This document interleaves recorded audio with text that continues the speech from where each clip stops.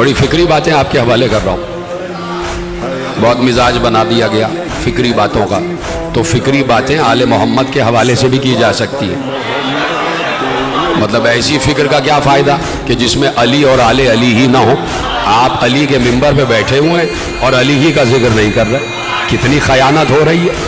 اور اس محرم میں تو بڑی خیانت ہوئی ہے کہ کسی ممبر سے علی کا تذکرہ ہی نہیں ہوا. ہم جب باہر سے آئے تو ہمیں بتایا گیا کہ بھائی اتنے ممبروں پہ بات ہوئی لیکن علی کہیں نہیں تھے, آل محمد کہیں نہیں تھے. تو خیانت ہے نا ممبر کے ساتھ. یہ ممبر آل محمد کے ذکر کے لیے ہے تو ان کے حوالے سے بات ہونی چاہیے نا. نماز کا اگر تذکرہ کرنا ہے اور علی کی نماز نہ بتائی جائے, روزے کا ذکر کرنا ہے اور آل محمد کے وہ 3 روزے نہ بتائے جائیں کہ جس پہ پورا سورہ دہر نازل ہو گئے, اور زکوٰۃ کا تذکرہ کرنا ہے اور علی کا انگوٹھی دینا نہ بتایا جائے, تو یہ کیسا تذکرہ ہوا؟ جہاد کا تذکرہ کرنا ہے اور خندق و خیبر نہ پڑھی جائے تو یہ کون سا جہاد ہوا؟ اور پھر حج کا تذکرہ کرنا ہے اور من کنت مولا نہ پڑھا جائے تو یہ کون سا حج ہوا؟ تو بھائی علی کے ذکر کے بغیر آپ دین سمجھا کیسے رہے؟ جرأت کیسے ہوئی آپ کی؟ آپ ہیں کون چے بدی کا شوربہ؟ 4 لفظ آپ نے کہیں پڑھ لیے ہیں تو آپ اپنے کو علی سے بھی بڑا سمجھنے لگ گئے کہ آپ سمجھیں گے کہ کس کا ذکر کرنا ہے ممبر سے. بھائی آپ رسول سے سمجھے کہ کس کا ذکر کرنا ہے ممبر سے.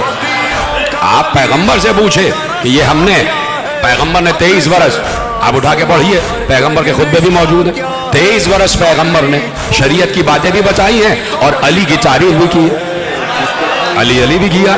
تو وہ باتیں کیوں بھول جاتے؟ تو آپ اتنے بڑے تو نہیں ہو گئے بھائی, اور آپ کو ہم اتنا بڑا کیوں مانیں جب آپ علی جیسے بڑے کو نہیں مانتے؟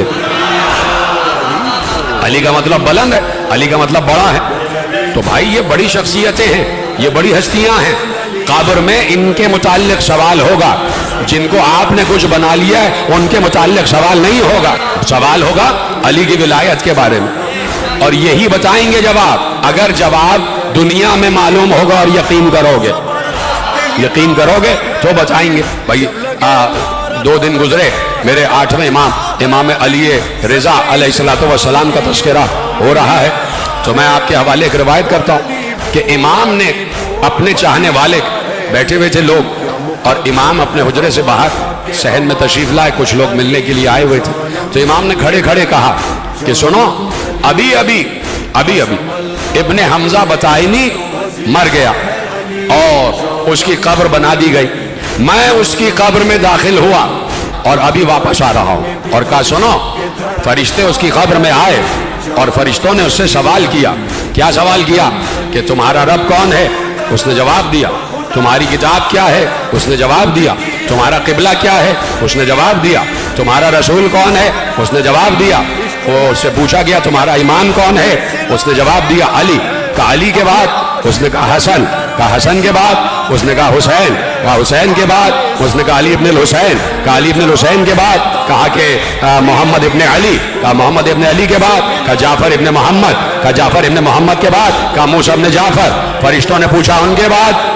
وہ چپ ہو گیا, اس لیے کہ وہ موسیٰ کاظم کو قائم مانتا تھا اور واقفیہ فرقے کا تعلق رکھنے والا تھا, عقیدہ رکھنے والا تھا.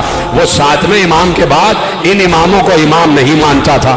امام علی رضا کا انہوں نے انکار کر دیا اور ان کے بعد سارے اماموں کا انکار کر دیا. تو جہاں تک مانا وہیں تک بولا. وہاں بولنے کے بعد اس نے ان کا نام لیا کہ جو امام حق نہیں تھے, فرشتوں نے گرز مارنا شروع کر دیے. تو بھائی جن کو اس دور میں مان رہے ہو, خوف کرو کہ کہیں قبر میں انہی کا نام منہ سے نہ نکل جائے تو فرشتے گرز مارنا شروع کر دیں گے.